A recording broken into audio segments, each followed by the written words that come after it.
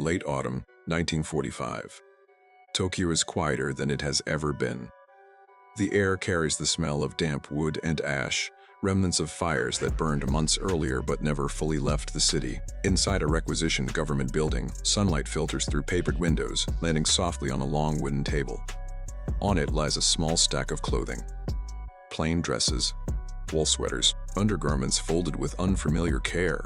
Along the wall stand several Japanese women, former officers, military nurses, communication specialists. Their backs are straight by habit, though the war that demanded it is already gone. Their uniforms, once symbols of duty and honor, have been removed. Some still clutch them, unsure where to place what once defined their existence. Across the room, American women move quietly. Red Cross workers, military wives, civilian volunteers. They speak softly, aware that words are unnecessary here. One by one, the clothes are offered not as supplies, not as charity, but as something deeply personal. A moment passes. Then one of the Japanese women lowers her head. Her shoulders begin to shake. The sound that breaks the silence is not anger, not protest. It is crying, restrained at first, then unstoppable. This is not the moment of Japan's surrender. It is the moment when the war truly ends for them. The story of how they reached this room begins years earlier, long before defeat made silence unavoidable. Long before Japan's cities burned and its empire collapsed, the role of women in war had already been decided. Quietly, deliberately, and with absolute certainty. Imperial Japan did not imagine women as soldiers in the Western sense. There were no female combat battalions storming beaches or charging hills. Yet by the late 1930s, the Japanese war machine could not function without them. They were embedded into the system as supporters, caregivers, clerks, signals operators, and moral symbols of the nation's endurance. Their participation was framed not as choice, but as duty. By 1937, with the outbreak of full-scale war in China, Japan entered a state of permanent mobilization. Factories expanded, conscription deepened, resources thinned, and slowly, women were pulled further into the military sphere, not as individuals, but as an extension of the emperor's will. Military nurses formed the most visible female presence. Organizations such as the Japanese Red Cross Nursing Corps and army-affiliated medical units trained tens of thousands of women. These nurses held ranks, followed strict military codes, and served close to the front lines, sometimes within range of artillery. Their task was to heal, but also to endure. They were taught to show no emotion, even in mass casualty wards, overflowing with amputations, burns, and disease. Alongside them were female clerks and communications personnel. By the early 1940s, Japan's expanding bureaucracy required literate, disciplined labor. Women filled these positions inside army headquarters, naval installations, and logistical hubs across the empire. They transmitted orders, processed casualty lists, and maintained the paperwork of war. Many wore uniforms nearly indistinguishable from their male counterparts, save for subtle tailoring and insignia. These women were not civilians. They lived under military law. They saluted, they were punished for breaches of discipline, and above all, they were expected to embody kokutai, the national essence that fused loyalty, obedience, and sacrifice into a single moral obligation. From a young age, Japanese girls were conditioned for this role. School curricula emphasized self-denial and collective identity. Textbooks glorified battlefield deaths and framed surrender as spiritual annihilation. To be captured alive was not merely shameful, it was unthinkable. This applied equally to women, especially to women. Uniforms mattered profoundly in the system. Clothing was not personal expression, it was identity. A uniform erased individuality and replaced it with function. For female officers and auxiliaries, wearing it meant they were no longer daughters or wives. They were instruments of the state. By 1943, as Japan's strategic position deteriorated, women were mobilized further. Student nurse programs expanded, auxiliary corps grew, air raid wardens, factory overseers, and logistics staff, many technically civilians, were placed under quasi-military control. The boundary between home front and battlefield vanished. Still, the narrative remained intact. Japan would fight to the end. The emperor would never surrender, and every woman in uniform believed, or was required to believe, that death was preferable to defeat. When American B-29 bombers began appearing over the home islands in 1944, these beliefs were tested daily. Nurses treated burn victims from incendiary raids. Clerks recorded casualties faster than they could be replaced. Communication officers watched entire units disappear from the maps they updated. Yet outwardly, discipline held. No tears in uniform, no doubt in orders, no future beyond victory. But by the summer of 1945, the foundations of that certainty were already cracking silently, invisibly inside the very women who would soon be asked to remove the uniforms they had been taught to die in. And when the war finally ended, those beliefs would collide with a reality no training had prepared them for. August 1945 did not arrive like an ending. It came like a rupture. On the morning of August 6th, Hiroshima vanished beneath a single aircraft.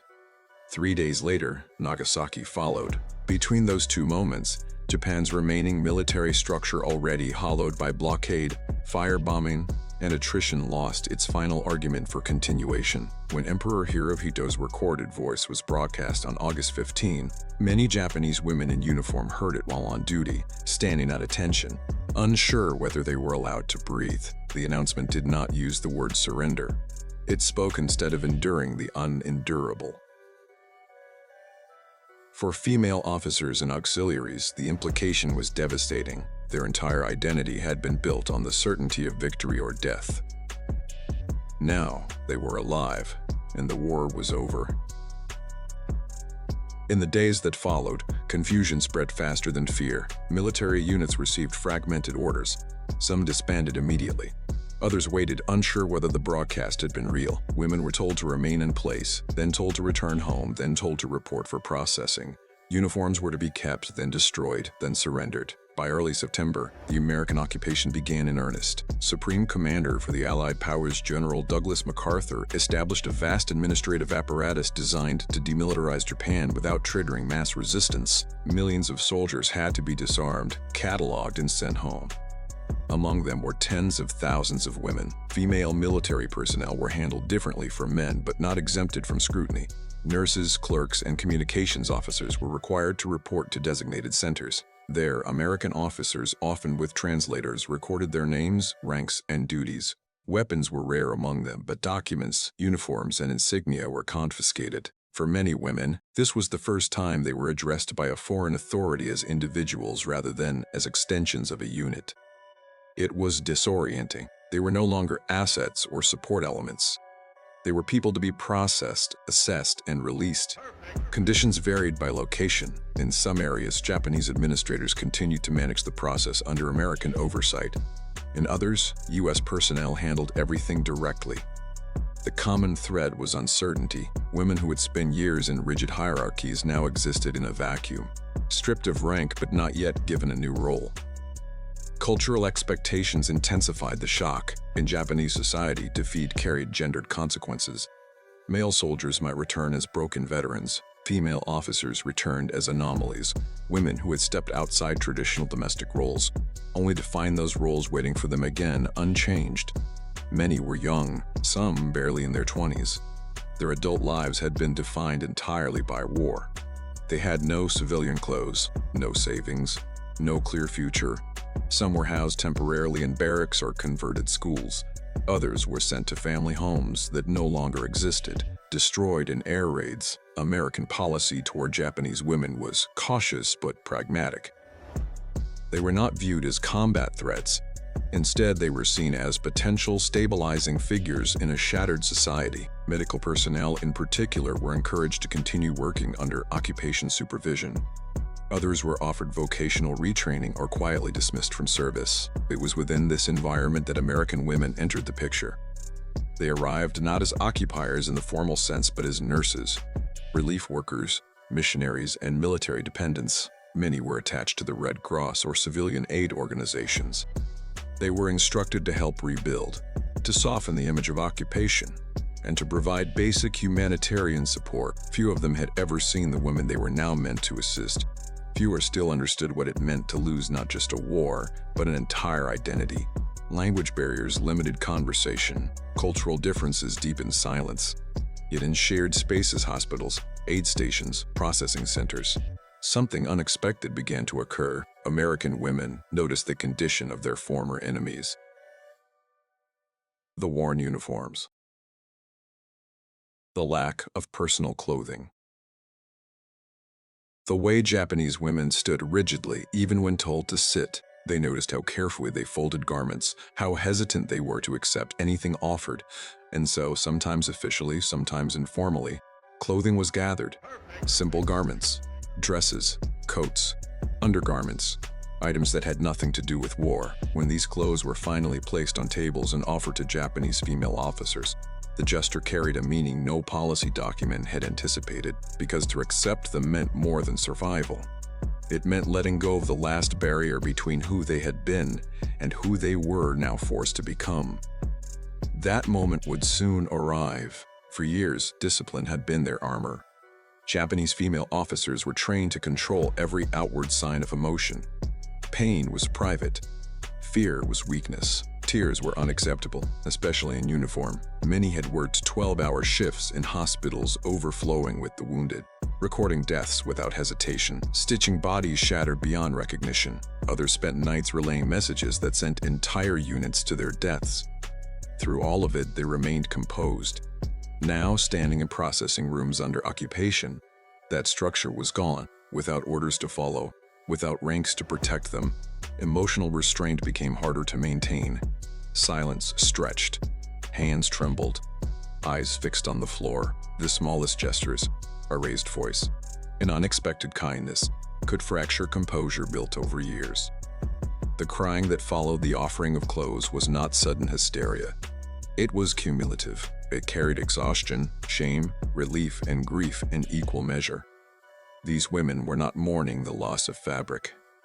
They were mourning the end of purpose. The uniform had demanded endurance. Civilian clothing demanded vulnerability. For the first time since their induction, they were not required to be strong. In Imperial Japan, clothing carried moral weight. Uniforms were sacred objects. They were earned through obedience and sustained through sacrifice. For women, wearing one represented both honor and transgression: honor in service to the emperor, transgression against traditional domestic expectations. That contradiction was resolved through ideology. Service erased individuality. Civilian clothing, by contrast, was tied to personal life, family, femininity, choice. To remove a uniform voluntarily was unthinkable before surrender.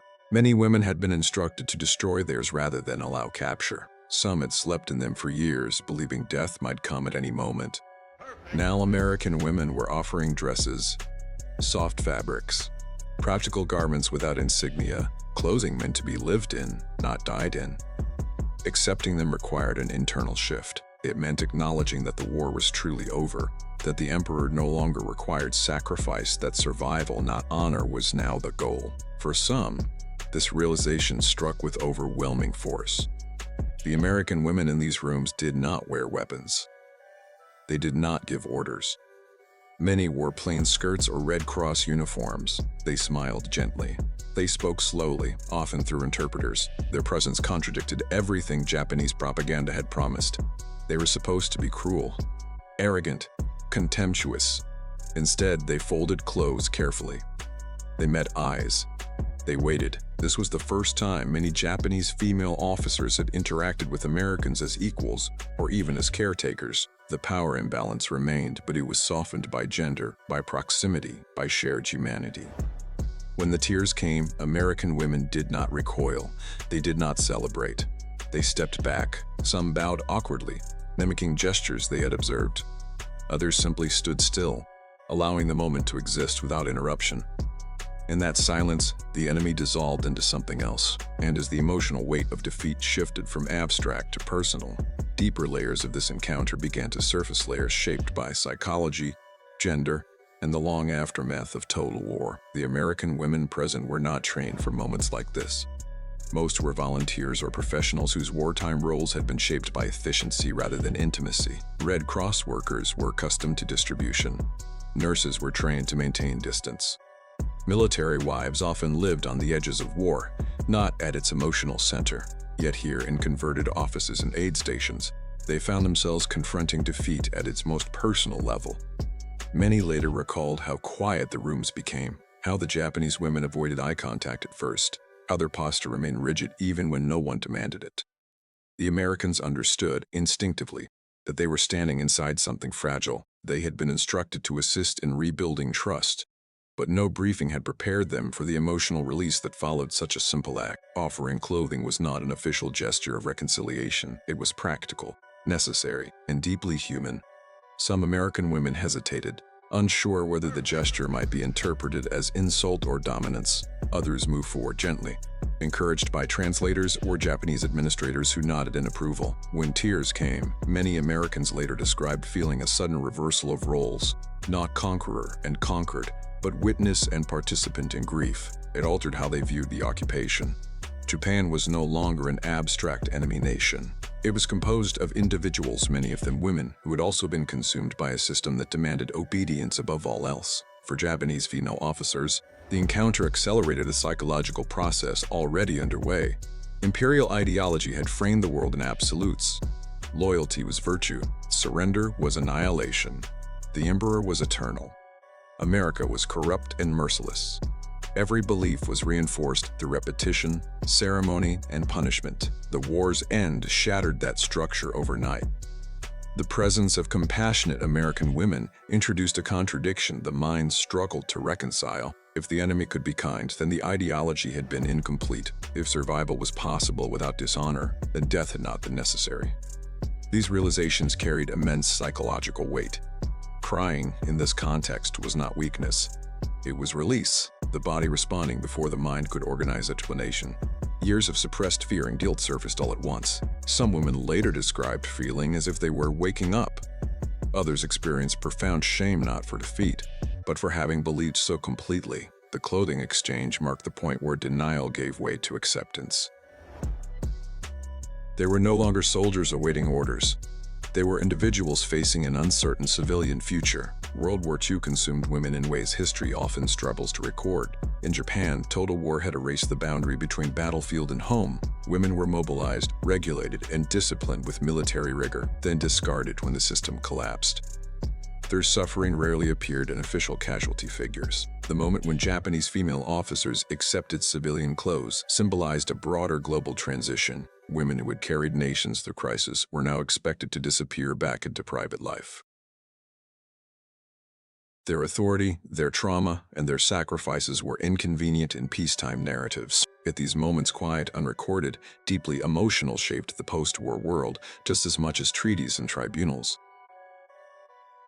Because peace did not begin with declarations. It began when uniforms were folded, tears were allowed, and former enemies stood in the same room without hatred. That fragile peace would soon be tested by memory, accountability, and the long process of rebuilding lives shattered by ideology. The true turning point of this story lies not in surrender ceremonies, but in that silent exchange, where defeat became personal and humanity reasserted itself. The room was not prepared for history. It was an ordinary space, once an administrative office, now repurposed for occupation processing. The walls were bare, the windows partially covered to soften the glare. Outside, the sound of reconstruction drifted in faintly, hammers striking wood, distant vehicles moving through streets still scarred by bombing. Inside, time slowed. Japanese female officers stood in small groups, separated by rank only in memory now. Some had served in military hospitals in Manchuria, others had worked in naval communications along the home islands. A few were barely out of adolescence when the war began. All of them had lived inside the same rules. On the table before them lay folded clothing, not uniforms, not replacements, civilian garments. An interpreter explained the offer carefully. The words were chosen with restraint. These clothes were for daily use, for warmth, for transition. No obligation, no symbolism attached. But symbolism filled the room anyway. One woman stepped forward first. She reached for a simple dress, her hands hovering above it, as if unsure whether permission was truly granted. Her fingers brushed the fabric. She paused. Then she withdrew her hand. The hesitation was not modesty, it was fear. For years, everything she touched had meaning defined by the state. Accepting civilian clothing felt like crossing a line that had once been guarded by death. Around her, others watched closely, gauging what was allowed now that nothing was certain. An American woman nodded gently. She did not speak. She did not move closer. The Japanese woman tried again. This time, she lifted the garment fully. The weight surprised her not physically but emotionally. It was light. True light. Nothing like the stiff, structured uniform she had worn for so long. Her posture changed almost immediately, shoulders lowered, breath caught. Then she bowed not to the Americans, but to the uniform folded at her feet. The sound that followed was quiet at first, a sharp intake of breath, a pause, then tears. They were not dramatic, no wailing, just a steady breaking, as if something held together by discipline alone had finally been released. Another woman followed, then another. Some turned away.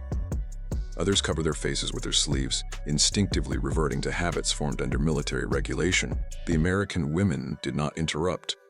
They understood, perhaps instinctively, that this was not a crisis to be managed. It was an ending that needed space. For the Japanese officers, this was the true surrender, not the broadcast, not the disarmament, not the paperwork. This was the moment when the war reached their bodies, their identities, and demanded something it never had before: acknowledgement of loss. And once that barrier broke, nothing could hold it back. The crying did not stop quickly. It moved through the room in waves, some women breaking down immediately, others holding on until the weight became unbearable. A few stood rigidly, faces composed, eyes fixed on nothing. Even they were not untouched. Their stillness was its own form of collapse. For years, emotion had been regulated like ammunition. Tears were wasteful, grief was private, fear was unspoken. Now there were no regulations left to enforce restraint, no superior officers, no threat of punishment. The uniforms, folded, stacked, or clutched tightly, had been more than clothing. They were proof of belonging.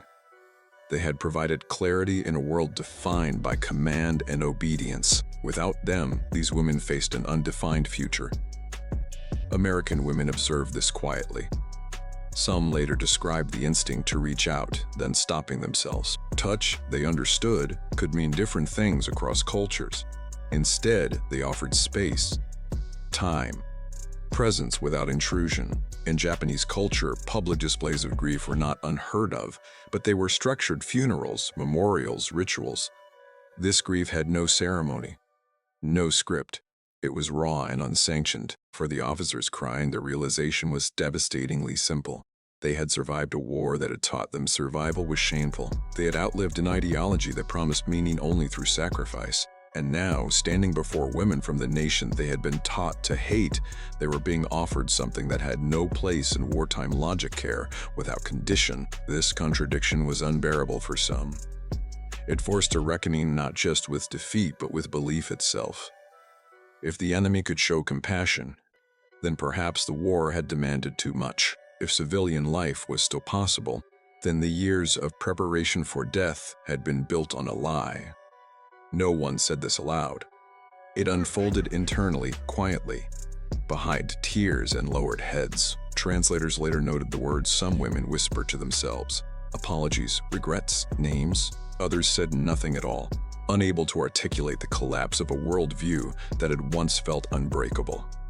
This moment did not change policy. It did not alter the course of the occupation, but it altered memory. For the Japanese women, it marked the instant when the war stopped defining every decision. For the American women, it became a reference point, a reminder that victory carried responsibility, not triumph. History often records surrender as a single event: a signature, a speech, a ceremony aboard a battleship. But wars do not end that way for those who lived inside them. They end in rooms like this, with folded clothes, with silence, with tears no one is punished for shedding. And when the crying finally subsided, the consequences of that moment began to unfold slowly, unevenly across lives that now had to be rebuilt from nothing. When the room finally emptied, nothing looked different at first glance. The table remained. The windows stayed half covered. The city outside continued its slow reconstruction. Yet for the women who walked out, something irreversible had occurred. They carried folded civilian clothes in their arms, sometimes still holding onto pieces of their uniforms out of habit, unsure where to leave them behind. In the weeks that followed, demobilization accelerated. Female officers and auxiliaries were formally released from service. Papers were stamped, names were checked off lists. With bureaucratic efficiency, they ceased to exist as military personnel. But reintegration was not a return, it was a displacement. Many women had nowhere to go. Family homes had been destroyed, parents were dead or missing, siblings scattered.